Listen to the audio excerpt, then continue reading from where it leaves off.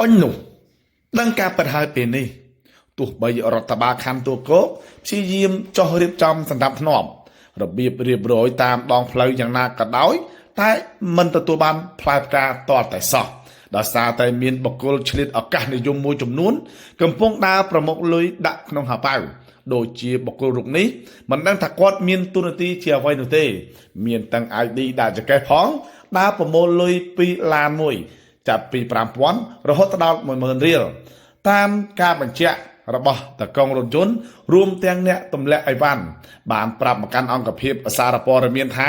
បកគលដែលជិះម៉ូតូស្គូពីនេះតែងតែដើរប្រមូលលុយនៅពេលដែលរថយន្ត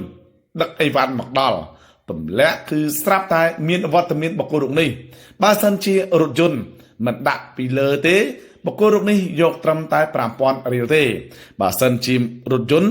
ដឹកអីវ៉ាន់នោះដាក់ពីលើទៀតគឺយកចំនួន 10,000 រៀលហើយបើសិនជាមិនអោយច្បាស់ណាស់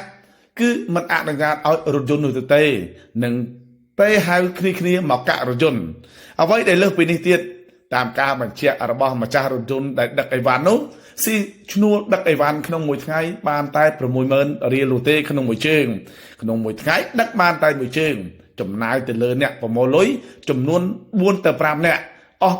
30,000 ទៅ 35,000 ក្នុងមួយជើងប្រិមិត្តបទស្សនិកជនបើសិនជាពិតដោយការលើកឡើងរបស់បងប្អូនជីវរដ្ឋដូចជា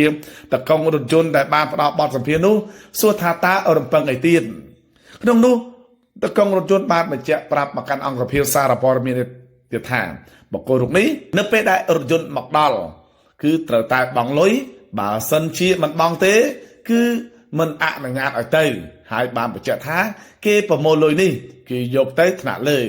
យើងចង់ដឹងថាតើការផ្ដល់បទសម្ភាសន៍យ៉ាងណានោះតោះបងប្អូនទៅទស្សនារាល់បទសម្ភាសន៍ជាមួយខ្ញុំបាទបើជើងស្បូនបាទ007ទាំងអស់គ្នាជាមួយនឹងអ្នកបើករថយន្តឡានមកដល់ពេលគេថាឲ្យមកយកដាក់ភ្លាមគឺមកយកភ្លាមគេជីមកឃើញពេលណាគេមកយកពេលឡានគាត់នឹងមកយករងថ្ងៃចឹងហ្មងគេឲ្យមានប្រាប់ថាអីគេប្រាប់ថាឡៃដឹងតែមកយកហ្មងឡៃបេនចឹងអត់ឯងឈប់លើផ្លូវសាធារណៈអស់សោះមានបងបេនគេទៀតឆ្ងល់ហើយ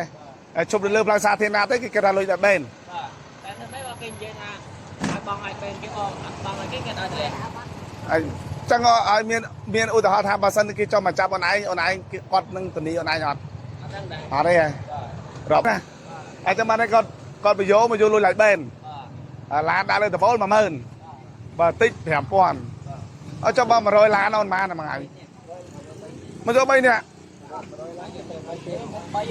4នាក់ហើយអត់មាន4នាក់ហ្នឹងគេមាននិយាយថាផ្នែកអីទេអូចឹងក្នុងមួយឡានចំណាយអស់ប្រហែលបើគិតទៅសរុបទៅអស់ 30,000 ហ្មង 35,000 ហើយដល់អូនឯងស៊ីឈ្នួលមកជើងចឹងទៅសល់បាយជើងបាន100,000ណាមួយថ្ងៃពី 30,000 ឯងចាំគ្រួសារមិនរួចអូនណាកងឡានគេដែរថាតបងជាប្រចាំចឹងហ្មងដល់ឡាអូនណាចាំមិនន័យថាក្នុងមួយថ្ងៃអស់ 35,000 មកជុំម្ដងហើយម្ដងដែរហ្មងហើយចាំមួយថ្ងៃដឹកបានជើងថ្ងៃបានជើងមកជើងនោះសល់ពី 30,000 ហ្នឹងខំអីតែចេះធ្វើទេចេះធ្វើទៅដល់ទៅផ្ទះអត់ដឹងស្អីហើយតែអត់មកដល់ហ្នឹងគឺមកយកចឹងហ្មងមកធ្វើយកហ្មងអត់ឲ្យគឺអត់ឲ្យចេញទេអត់ឲ្យឡានហ្នឹងចេញទៀតអត់ឲ្យតម្លាក់ទៀតគេឲ្យតម្លាក់ដល់អត់ឲ្យតម្លាក់ទៀតហើយគេមកយកហ្នឹងគេថាយកលុយទៅណាគេថាយកលុយទៅឡើងទៅលើឡៃបេនឡៃអីគេយកលុយទៅលើឡើងឡៃបេនឡៃអីចឹងដែរអូនឯងឲ្យទៅអីចឹងហើយក្រោយចុះមកគេយកឲ្យតម្លាក់អត់ឲ្យតម្លាក់ទេអូចឹងម្នាក់ជិះម៉ូតូស្គូពីហ្នឹងមកយករងថ្ងៃជាប្រចាំហ្មងខាងក្នុងដល់ 15,000 អូបើឈប់នៅក្នុងហ្នឹងអានៅលើផ្លូវហ្នឹងពី 30 ហ្នឹងហើយ